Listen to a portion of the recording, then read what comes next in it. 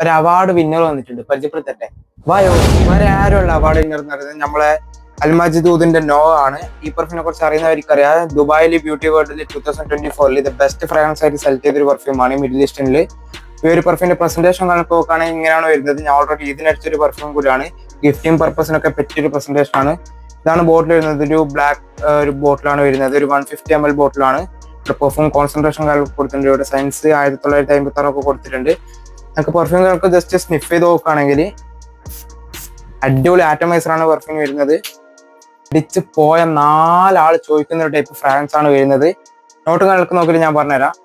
ഇതിന്റെ നോട്ട് കണക്ക് വരുന്നത് raspberry, iris, leather, wood, amber, ഊതാണ്.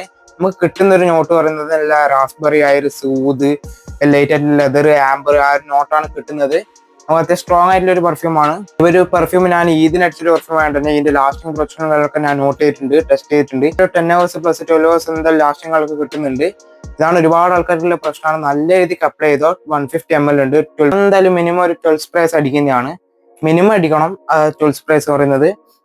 പിന്നെ പ്രൊജക്ഷൻ നോക്കുകയാണെങ്കിൽ എന്തായാലും 3 to 4 hours അടുക്ക് എന്തായാലും പ്രൊജക്ഷൻ കിട്ടുന്നുണ്ട്.